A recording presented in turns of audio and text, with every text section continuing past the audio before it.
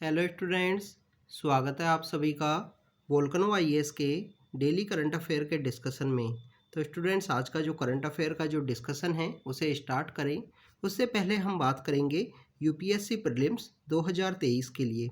Students, UPSC prelims 2023 के लिए काफ़ी कम समय बचा है, तो डेडिकेटेड वे में अपनी प्रिपरेशन को कीजिए। रेगुलरली वे में रिवाइज ज़रूर कीजिए जो भी आप रीड करते हो, क्योंकि स्टूडेंट्स जो रिवीजन है वो एक अल्टीमेट की है यूपीएससी प्रीलिम्स को क्लियर करने के लिए। क्योंकि आपको काफ़ी सारे जो फैक्ट्स हैं वो यहाँ पे रीड करने होते हैं, और इन फैक्ट्स को अगर आप रेगुलरली वे में रिवाइज करोगे तो आपको यहाँ पे प्रिपरेशन के अंदर हेल्प मिलेगी, उनको याद रखने में हेल्प मिलेगी आपको। तो आज का जो डिस्कशन है उसे स्टार्ट करें। सबसे पहले हम बात करेंगे फर्स्ट टॉपिक की। तो पहला टॉपिक है श्री वीरभद्र स्वामी टेम्पल के बारे में। अब ये टॉपिक क्यों न्यूज़ के अंदर है उसके बारे में हम बात करें तो आज के द हिंदू के अंदर ये जो फोटो है ये पब्लिश हुई है, और द हिंदू की इस फोटो के अंदर बताया गया है कि जो G20 का जो डेलीगेशन है वो यहाँ पे विजिट करेगा, इसलिए आर्कोलॉजिकल सर्वे ऑफ इंडिया के द्वारा इसको इल्यूमिनेट किया गया है, इसको यहाँ पे रिनोवेट करने की कोशिश की गई है। अब स्टूडेंट, सबसे इम्पोर्टेंट आपको पता होना चाहिए कि जो G20 की जो मीटिंग है इस साल इंडिया के अंदर होने वाली है, और G20 की इस मीटिंग के दौरान कम्प्लीटली जो सभी मिनिस्ट्रीज़ हैं, जो सभी सेक्शंस हैं, वो यहाँ पे उन 20 कंट्रीज़ के, इसके अलावा जो इनवाइटेड कंट्री होते हैं उनका जो डेलीगेशन है वो इंडिया में कंटिन्यू विजिट करेगा। लाइक द एजुकेशन सेक्टर से रिलेटेड जो मिनिस्टर्स हैं वो भी आते हैं, कल्चर से रिलेटेड जो डेलीगेशन है वो भी विजिट करता है। इसी के साथ आप देखिए हेल्थ सेक्टर, हर एक सेक्टर से रिलेटेड जो डेलीगेशन है वो देखने के लिए मिलता है। तो इंडिया का जो यहाँ पे कल्चरल पर्सपेक्टिव से जो यहाँ पे कल्चरल हेरिटेज है हमारा, उसको भी शो करने की एक कोशिश की गई है G20 की इस मीटिंग के थ्रू। हमारी ministry of culture and archaeological survey of India के द्वारा सभी जो हमारे मोन्यूमेंट्स हैं वहाँ पे G20 का जो लोगो है, जिसके अंदर हमने वासुदेव कुटुंबकम कंप्लीटली वन अर्थ एक फैमिली के रूप में शो करने की कोशिश की गई है इंडियन गवर्नमेंट के द्वारा। तो उस लोगों को जितने भी मोन्यूमेंट्स हैं वहाँ पे इल्यूमिनेट किया था। इसके बारे में हमने जो दिसंबर के आर्ट एंड कल्चर के जो करंट अफेयर्स हैं उसके अंदर भी डिस्कस किया था उसको। तो यहाँ पे अगर हम बात करें श्री वीरभद्र स्वामी जो टेम्पल है, स्टूडेंट्स ये टेम्पल सिचुएटेड है लिपाक्सी टेम्पल कॉम्प्लेक्स जो है उसके अंदर ये सिचुएटेड है। अब ये लिपाक्सी टेम्पल कॉम्प्लेक्स क्या है? लिपाक्सी टेम्पल कॉम्प्लेक्स बेसिकली 2-3 जो टेम्पल्स हैं उनका एक कॉम्प्लेक्स है, और ये आंध्र प्रदेश के अंदर सिचुएटेड है। लिपाक्सी जो टेम्पल कॉम्प्लेक्स है वो, और ये उसी के अंदर सिचुएटेड है श्री वीरभद्र स्वामी टेम्पल। अब लिपाक्सी टेम्पल कॉम्प्लेक्स में और कौन कौन से टेम्पल हैं? एक भगवान शिव को डेडिकेटेड टेम्पल है, एक भगवान विष्णु को डेडिकेटेड टेम्पल है, और जो थर्ड टेम्पल है वो है श्री वीरभद्र स्वामी टेम्पल जो सिचुएटेड है inside the Lepakshi temple complex. Students, ये लिपाक्सी जो टेम्पल कॉम्प्लेक्स है ये यहाँ पे आपको रामायण के साथ में इसका इंटरलिंक आपको देखने के लिए मिलता है। रामायण के साथ में जुड़ा हुआ इस वजह से है कि ऐसा रामायण के अंदर बताया जाता है कि जो सीता का जो अबडक्शन करके रावण जब लेके जा रहा था, तो उस समय रावण के साथ में जो फाइट करता है एक जो बर्ड है वो यहाँ पे लड़ाई करता है, उस बर्ड को बोला जाता है जटायु। तो जटायु जो रावण के साथ में जो लड़ाई करता है, जो फाइट करता है, वो जटायु को जब मार दिया गया था रावण के द्वारा, तो वो पक्षी जो है वो पक्षी से ही यहाँ पे लिपाक्सी बना है, वो पक्षी यहाँ पे गिरा था, और इसी वजह से जो लिपाक्सी टेम्पल कॉम्प्लेक्स है उसको यहाँ पे बनाया गया, यहाँ पे टेम्पल का कंस्ट्रक्शन किया गया। अगर हम बात करें श्री वीरभद्र स्वामी टेम्पल कॉम्प्लेक्स की, तो बताया जाता है कि इसको एंशिएंट वे में जो बनाया गया था वो श्री सेंट अगस्त्य हैं। स्कंद पुराण के अंदर बताया गया है कि जो संत अगस्त्य जो ऋषि जो हुआ करते थे उनके द्वारा इस टेम्पल को बनाया गया था। बट मेडिवल इंडिया में जब विजयनगर एम्पायर का जब समय हुआ करता था, तो उस समय में इस टेम्पल कॉम्प्लेक्स को रिनोवेट किया गया, ओरिजिनल बिल्डिंग को रीबिल्ड किया गया। यहाँ पे विजयनगर एम्पायर के जो अच्युत्य देवराया हैं उनके 2 लोग हुआ करते थे, 2 भाई हुआ करते थे। बेसिकली भाइयों का नाम है वीराना एंड वीरूपन्ना। वीराना एंड वीरूपन्ना नाम के 2 भाई हुआ करते थे। इनके द्वारा इस टेम्पल कॉम्प्लेक्स को यहाँ पे बिल्ड किया गया है श्री वीरभद्र स्वामी टेम्पल, जो बेसिकली सिचुएटेड है लिपाक्सी टेम्पल कॉम्प्लेक्स के अंदर में। स्टूडेंट्स, इसके अलावा अगर हम बात करें श्री वीरभद्र स्वामी टेम्पल की, तो यहाँ पे आपको विजयनगर एम्पायर का जो आर्किटेक्चर है उसका इन्फ्लुएंस आपको देखने के लिए मिलता है, क्योंकि विजयनगर के एम्पायर के द्वारा इसको बनवाया गया है अच्युत देव राया के द्वारा। तो विजयनगर एम्पायर में जिस तरीके का आर्किटेक्चर आपको देखने के लिए मिलता है उस तरीके का आपको इन्फ्लुएंस यहाँ पे देखने के लिए मिलेगा। यहाँ पे एक ग्रेनाइट का जो नंदी है वो भी बना हुआ है। इसके अलावा ये हिल टॉप के ऊपर सिचुएटेड है, एक पहाड़ के ऊपर ये सिचुएटेड है। अगर हम बात करें पहाड़ का नाम, तो टोटोई शेप की वजह से होने की वजह से वहाँ लोकलाइट जो लैंग्वेज में जिस तरीके से उसको बोला जाता है, कुर्मा साइलम नाम की जो पहाड़ी है वहाँ पे ये लोकेटेड है।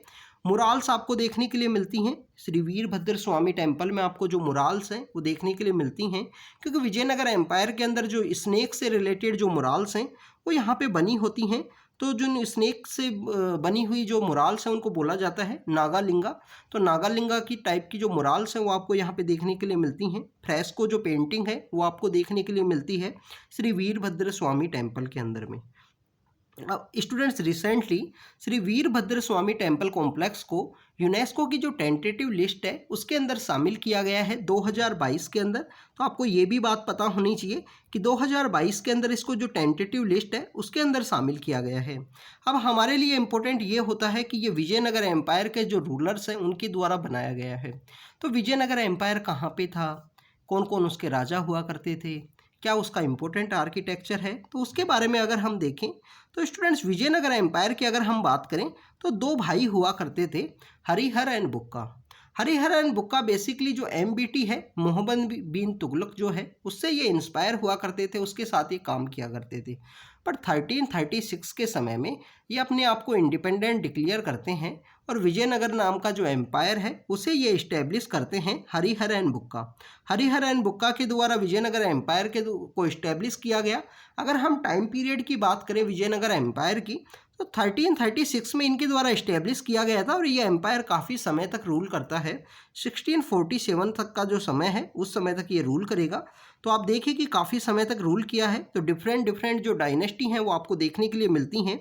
स्टार्ट में जो डायनेस्टी थी वो संगम डायनेस्टी यहाँ हुआ करती है, सलवा डायनेस्टी आएगी, तलवा डायनेस्टी आएगी और लास्ट जो डायनेस्टी है वो अरिवीडो नाम से जो डायनेस्टी है वो आपको देखने के लिए मिलती है, जो विजयनगर एम्पायर के अंदर रूल करते हैं।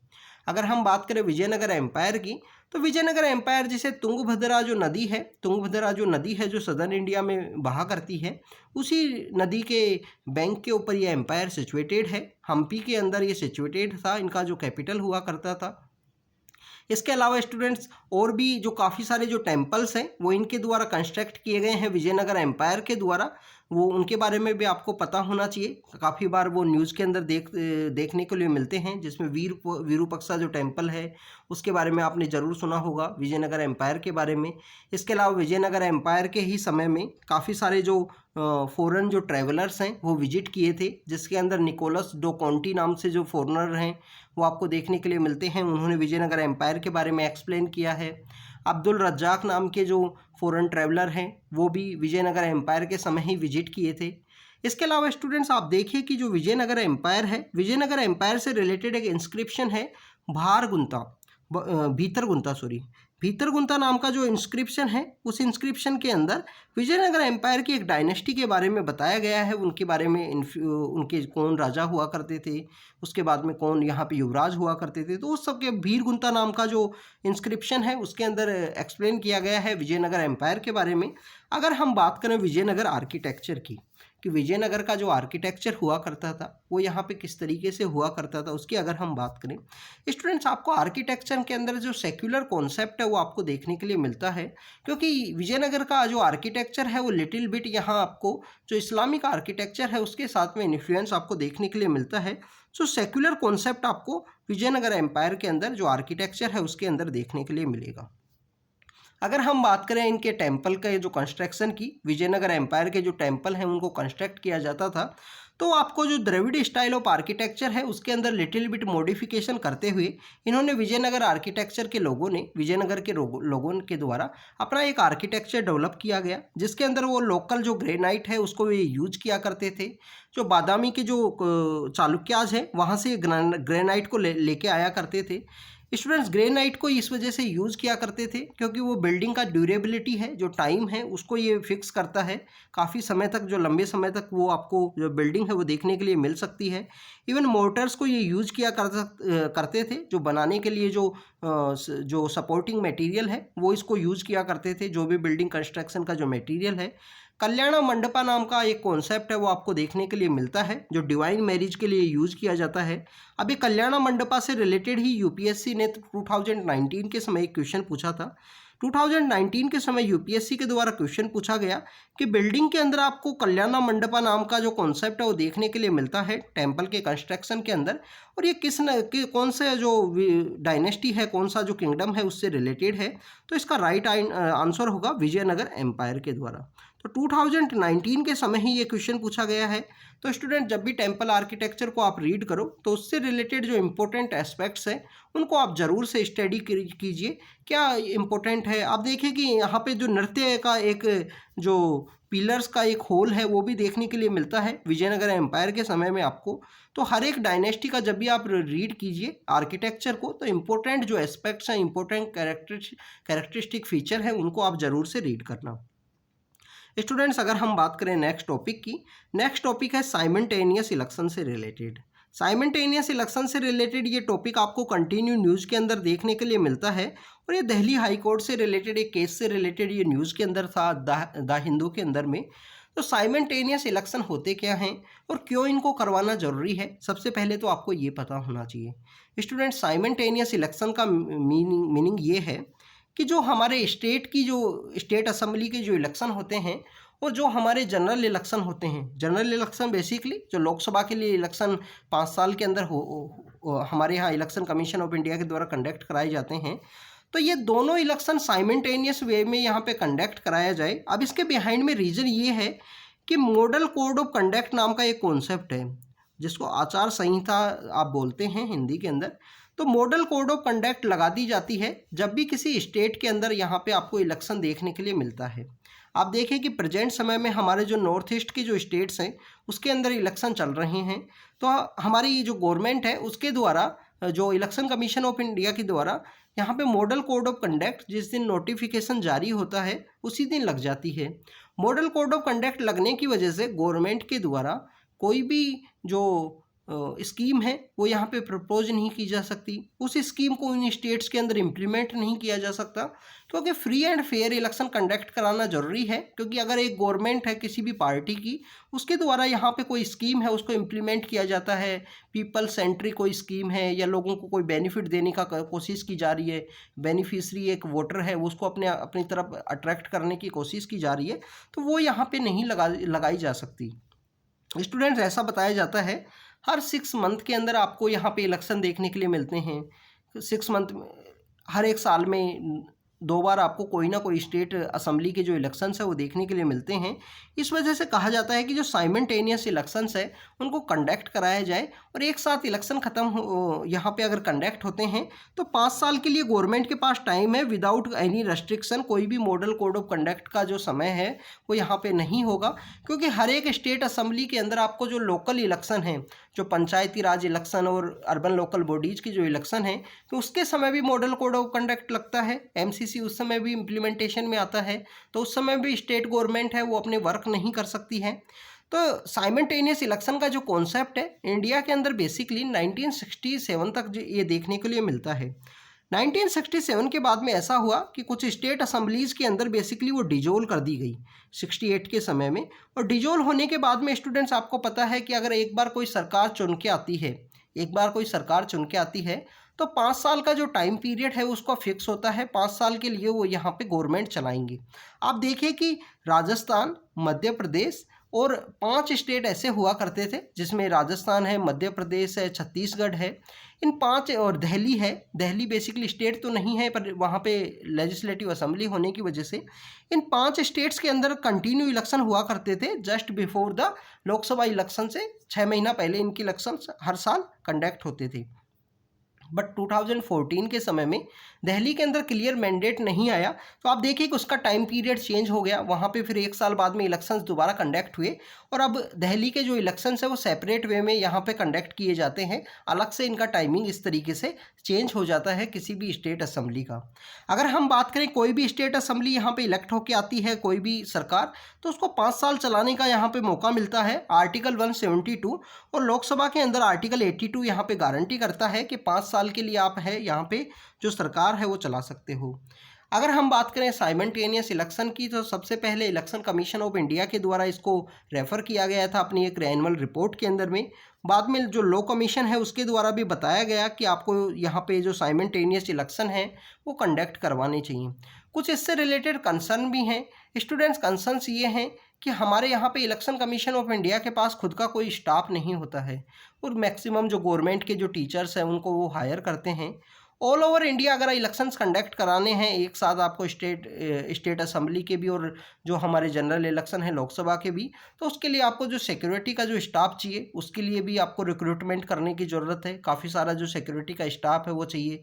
एक साथ आपको जो इलेक्शन से रिलेटेड जो भी मटेरियल है, ईवीएम है, वीवीपैट है, ये सब भी आपको उतना मटेरियल है उसको एक साथ यहाँ पे बनाने की ज़रूरत है, क्योंकि ऑल ओवर इंडिया में के अंदर इलेक्शन आपको कंडक्ट कराना है स्टूडेंट्स। इसके अलावा ये तो एडमिनिस्ट्रेटिव मैटर हुआ। सेकंड मैटर ये है कि अगर यहाँ पे साइमल्टेनियस इलेक्शंस हैं उनको कंडक्ट कराया जाता है, तो आप देखिए कि जो स्टेट के जो मैटर्स हैं, स्टेट के जो यहाँ पे इश्यूज़ हैं, वो यहाँ पे इंटरलिंक हो सकते हैं नेशनल इश्यूज़ के साथ में। अब देखिए कि हर एक स्टेट में आपको डिफरेंट गवर्नमेंट देखने के लिए मिलती है, डिफरेंट पार्टी की, तो हर एक स्टेट के जो लोकल इश्यूज़ हैं उनको यहाँ पे नेशनल इश्यूज़ के साथ में इंटरकनेक्टेड आपको वे में देखने के लिए मिल सकते हैं। ये एक सबसे बड़ा कंसर्न है यहाँ पे स्टेट की जो पार्टीज़ हैं उनके लिए। सेकंड यहाँ पे एक कंसर्न ये है कि जो स्टेट पार्टीज़ का जो यहाँ पे इंडिया के अंदर जो रीजनल पार्टीज़ है वो यहाँ पे हर एक स्टेट में आपको देखने के लिए मिलती हैं, तो उनका यहाँ पे जो इलेक्शन जीतने के जो चांसेस हैं वो रिड्यूस हो सकते हैं अगर जनरल इलेक्शन और स्टेट के जो लेजिस्लेटिव असेंबली के इलेक्शंस हैं वो एक साथ कंडक्ट कराए गए। तो स्टूडेंट्स ये साइमल्टेनियस इलेक्शन के बारे में कुछ बातें थी। नेक्स्ट टॉपिक है ओपन प्रिजन मॉडल के बारे में। राजस्थान के अंदर आपको काफ़ी सारी ऐसी जो जेल है वो देखने के लिए मिलती हैं, जिसके अंदर जो जेल के इनमेट्स हैं वो यहाँ पे काफ़ी कम सिक्योरिटी के साथ में फ्रीली ओपन एयर में वो घूमते हुए दिखाई देते हैं। घूमते हुए मतलब फ्रीली आपको घूमते हुए नहीं दिखाई देंगे, मिनिमम सिक्योरिटी आपको वहाँ पे देखने के लिए मिलती है। तो ओपन जो प्रिजन का जो मॉडल है वो बेसिकली उन प्रिजनर्स के लिए है जो काफ़ी यहाँ पे सिंसियर है, वो अपनी सज़ा को यहाँ पे कंप्लीट करना चाहते हैं। डिसिप्लिन वो उनका जो कैरेक्टर है वो देखने के लिए मिलता है। तो राजस्थान के अंदर ओपन प्रिजन मॉडल है। जयपुर में ही एक एरिया है सांगानेर, जो बेसिकली प्रिंटिंग के लिए काफ़ी फेमस है। आपको आपने अगर कल्चर जब आप रीड करोगे आर्ट एंड कल्चर, तो उसके अंदर भी आपको देखने के लिए मिलेगा सांगानेरी प्रिंट के बारे में। तो राजस्थान के जयपुर में ही लोकेटेड है सांगानेर के अंदर ओपन प्रिजन मॉडल जो यहाँ पे स्टार्ट हुआ था। अब प्रिजन के बारे में सबसे पहले आपको पता होना चाहिए कि प्रिजन जो है, जेल जो है, वो बेसिकली स्टेट लिस्ट के अंदर आता है। हर एक स्टेट के यहाँ पे कानून आपको देखने के लिए मिलते हैं। 2016 के समय में 15-16 के समय में पंजाब के अंदर एक जेल है उसका ब्रेक हुआ था, जेल तोड़ दी गई थी बेसिकली कुछ वहाँ पे जो प्रिजनर हैं उनके द्वारा। तो उसके बाद में होम मिनिस्ट्री के द्वारा एक प्रिजन रिफॉर्म का एक मॉड्यूल है वो बनाया गया था। उसके बाद में स्टूडेंट्स एक मैनुअल है जो यहाँ पे ऑल ओवर इंडिया उसको अडोप्ट किया जा सके प्रिजन के रिफॉर्म के लिए, वो होम मिनिस्ट्री के द्वारा एग्जिस्टेंस में आया था 2016 के समय में। इसके अलावा प्रिजन रिफॉर्म से रिलेटेड अमितवा रो कमेटी भी आपको देखने के लिए मिलती है जो प्रिजन सेक्टर को रिफॉर्म करने से रिलेटेड, क्योंकि हमारी जो जेल हैं, हमारी जो प्रिजन्स हैं, वो आपको ओवर क्राउडेड देखने के लिए मिलती हैं। जेल के अंदर जो एरिया है वो है 10 प्रिजनर्स रखने का, बट वहाँ पे आपको 50 प्रिजनर्स आपको देखने के लिए मिलते हैं। सेकंड, आपको अंडर स्टाफ है, जो जेल जो डिपार्टमेंट होता है, जो प्रिजन जो डिपार्टमेंट होता है, वो आपको अंडर स्टाफ देखने के लिए मिलता है। जेल्स के अंदर वायलेंट क्लेसेस वे आपको देखने के लिए मिलते हैं। काफ़ी सारी जो जेल्स हैं, जिसके अंदर बॉम्बे की जो जेल है वो उसके अंदर एक केस अभी रिसेंटली सामने आया था। पंजाब की जो जेल्स हैं वहाँ पे जो गैंगस्टर्स हैं वो यहाँ पे कंटिन्यू अपनी जो गैंग है उसको ऑपरेट कर रहे हैं। तो ये काफ़ी सारे ऐसे जो इश्यूज़ हैं वो जेल से रिलेटेड हैं। इसके अलावा स्टूडेंट जो रिफॉर्मेटिव जस्टिस है उसके पार्ट को फुलफ़िल करता है open prison model. Open prison model में जो मिनिमम सिक्योरिटी के साथ में इनको काफ़ी एक नॉर्मल ह्यूमन बीइंग की तरह लाइफ बिताने का जो मौका दिया जाए, ये बेसिकली यूनाइटेड नेशन के द्वारा भी नेल्सन मंडेला रूल्स है। नेल्सन मंडेला जो बेसिकली साउथ अफ्रीका के पर्सनैलिटी हैं, काफ़ी इंपॉर्टेंट हैं, गांधी से इन्फ्लुएंस हैं ये नेल्सन मंडेला। तो उन्हीं से रिलेटेड कुछ रूल हैं जो यूनाइटेड नेशन के द्वारा बनाए गए हैं। तो ओपन प्रिजन मॉडल राजस्थान के अंदर सिचुएटेड है। ये आपको हर एक स्टेट के अंदर चेंज होता हुआ दिखाई देगा, क्योंकि जो प्रिजन है वो यहाँ पे स्टेट का सब्जेक्ट है, स्टेट का लिस्ट है। तो स्टूडेंट्स, ये आज का हमारा करंट अफेयर का डिस्कशन था ओपन प्रिजन मॉडल, जिसके बारे में आप आंसर में कोट कर सकते हो इसको। इसके अलावा साइमल्टेनियस इलेक्शन और श्री वीरभद्र स्वामी जो टेम्पल कॉम्प्लेक्स है, और हमने जो विजयनगर एम्पायर के समय क्या क्या आर्किटेक्चर इंपॉर्टेंट हुए उनके बारे में डिस्कस किया। तो थैंक यू स्टूडेंट्स, हम आपको ऐसे ही अपडेट करते रहेंगे continue. Thank you so much.